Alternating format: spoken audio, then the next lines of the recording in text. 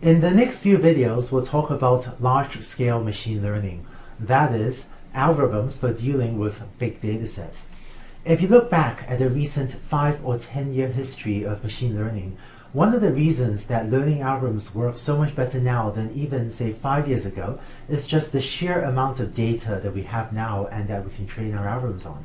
In these next few videos, we'll talk about algorithms for dealing with when we have such massive data sets. So why do we want to use such large data sets? We've already seen that one of the best ways to get a high-performance machine learning system is if you take a low-bias learning algorithm and train that on a lot of data. And so one early example that we've already seen was this example of classifying between confusable words. So for breakfast, I ate 2 TWO eggs. And we saw in this example these sorts of results where, so long as you feed the algorithm a lot of data, it seems to do very well. And so it's results like these that has led to the saying in machine learning that often is not who has the best algorithm that wins, is who has the most data. So we want to learn from large data sets, at least when we can get such large data sets. But learning with large data sets comes with its own unique problems, specifically computational problems. Let's say your training set size is m equals 100 million, and this is actually pretty realistic for many modern data sets. If you look at the US Census data set, if there are 300 million people in the US, you can easily get hundreds of millions of records. If you look at the amount of traffic that popular websites get, you easily get training sets that are much larger than hundreds of millions of examples. And let's say you want to train a linear regression model or maybe a logistic regression model, in which case this is the gradient descent rule. And if you look at what you need to do to compute the gradient, which is this term over here, then when m is 100 million, you need to carry out a summation over 100 million terms in order to compute this derivative term and to perform a single step of gradient descent. Because of the computational expense of summing over 100 million entries in order to compute just one step of gradient descent, in the next few videos we'll talk about techniques for either replacing this algorithm with something else or to find more efficient ways to compute this derivative.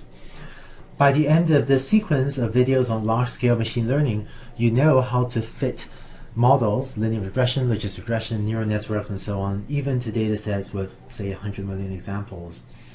Of course, before we put in the effort into training a model with 100 million examples, we should also ask ourselves, well, why not use just 1,000 examples? Maybe we can randomly pick a subset of 1,000 examples out of 100 million examples and train our algorithm on just 1,000 examples. So before investing the effort into actually developing the software needed to train these massive models, it's often good to sanity check if training on just 1,000 examples might do just as well. The way to sanity check if using a much smaller training set might do just as well, that is, if using a much smaller m equals 1,000 size training set might do just as well, is the usual method of plotting the learning curves. So if you were to plot the learning curves, and if your training objective were to look like this, that's j train theta, and if your cross-validation set objective JCV of theta were to look like this, then this looks like a high variance learning algorithm, and we would be more confident that adding extra training examples would improve performance. Whereas in contrast, if you were to plot the learning curves, if your training objective were to look like this, and if your cross-validation objective were to look like that, then this looks like the classical high bias learning algorithm. And in the latter case, if you were to plot this up to, say, m equals 1,000, right, so that's m equals 500 up to m equals 1,000, then it seems unlikely that increasing m to 100 million will do much better, and then you'd be just fine sticking to m equals 1,000 rather than investing a lot of effort to figure out how to scale up the algorithm.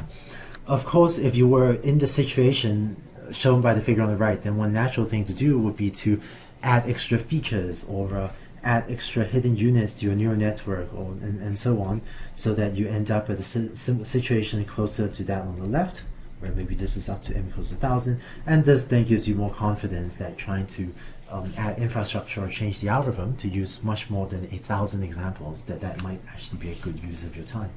So in large-scale machine learning, we'd like to come up with computationally reasonable ways or computationally efficient ways to deal with very big data sets. In the next few videos, we'll see two main ideas. The first is called stochastic gradient descent, and the second is called MapReduce for dealing with very big data sets. And after you've learned about these methods, hopefully that will allow you to scale up your learning algorithms to big data and allow you to get much better performance on many different applications.